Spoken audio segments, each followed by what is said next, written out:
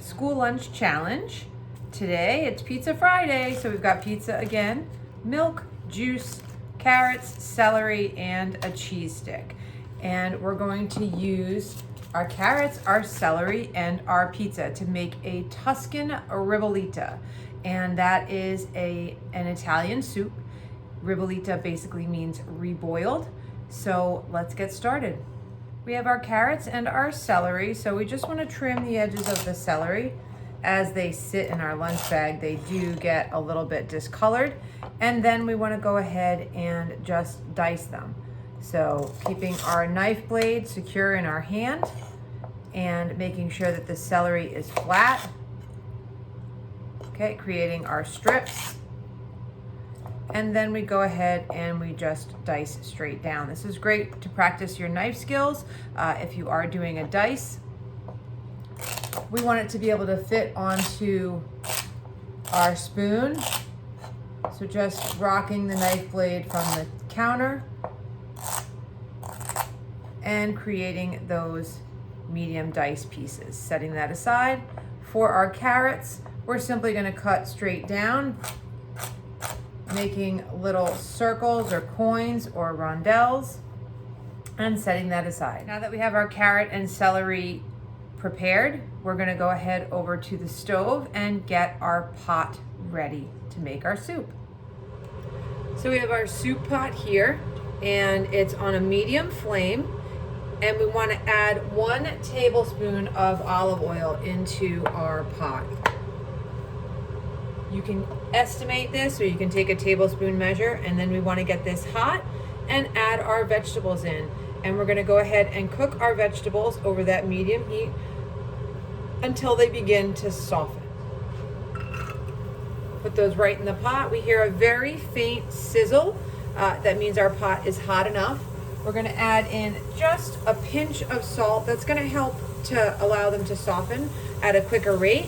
And we're going to do this until they begin to soften before we begin our next step. While my vegetables are softening, I'm going to take my pizza and I'm going to try to get off as much of the tomato and the cheese as possible, because they're going to be added in at 2 separate stages. If there's a little bit that remains behind, or if you get a little bit of the bread, that's completely fine. But we want to try to get as much of that off as possible. Now I am cheating a little today because I need a can of white beans. And this is going to extend our soup, but a Ribollita soup, typically and classically, always has beans in it, often has kale or spinach. We don't have that today to add in, but we're going to go ahead and prep our meal. So that little bit of cheese and tomato is set aside. We are just simply going to cut our bread into strips and then stack it and cut it again into pieces like little game tiles. Okay, it doesn't have to be any particular size, but we do want this to dissolve in our soup. This is going to help thicken the soup, and so we don't want it too large or it'll take too long. So that is ready as well. So I have my can of white beans.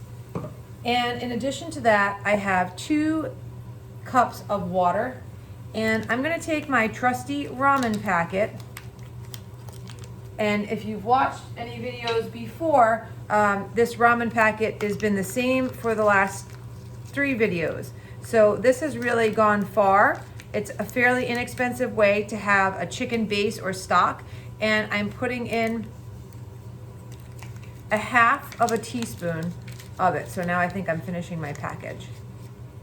Okay, but a half a teaspoon of stock. And I'm just going to add that in there and dissolve that around. And that's going to go into my soup. So now our vegetables should be softened. We can go to the next step. Now I'm going to add in the 2 cups of the stock I made, basically, which is with that ramen. I used a very small amount of the chicken seasoning packet because I don't want it to taste like ramen. I just want the chicken flavor to get in there. So we're going to do that. We're going to add in our entire can of beans with the liquid included, but instead of adding in the whole can, we're going to hold back a little bit of the bean and mash it in the can as best we can. And that's gonna help also to thicken our soup. So we're bringing the starch out of our beans, and that'll kind of break down into there. So we'll have regular beans in the soup. White beans are a pretty mild bean. And already we're looking like we have a soup.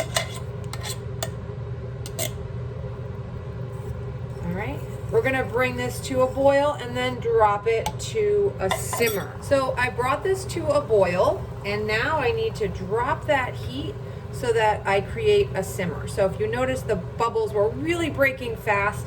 Now I want to drop it down to medium-low heat, and you can see that, yes, there are bubbles coming to the surface, but they're coming up very slowly. We don't want to go too quickly on this. We want the soup to have a really good flavor and our vegetables to slowly get more and more tenders, our beans to cook through. So we're going to cook this at a simmer for 10 minutes. All right, it's been 10 minutes. You can see the bubbles are slowly still popping to the surface for our simmer. We're gonna add in our cheese and tomato mixture. Also to that, we're gonna add in a 1/4 teaspoon of basil. And now our 1/4 teaspoon of salt, because we didn't really add any salt before, just a little to soften the vegetables. And if you'd like, you can put in a little bit of pepper. Stir that around. And we're gonna go another 5 minutes to allow for that cheese and tomato to dissolve into the soup. Continue to let it thicken. So it's been another 5 minutes and we're still simmering. Our soup is starting to thicken a little bit. It smells great. And we're gonna add in our bread. And if you can guess what I'm gonna say, we're gonna cook this until the bread starts to dissolve, which is probably about another 5 minutes. After our 5 minutes, our soup has thickened. Our bread has started to dissolve and melt down. Our soup is cooked. It's hot, it's creamy. Tuscan Ribollita, school lunch challenge, accepted, completed. Delicious. Enjoy.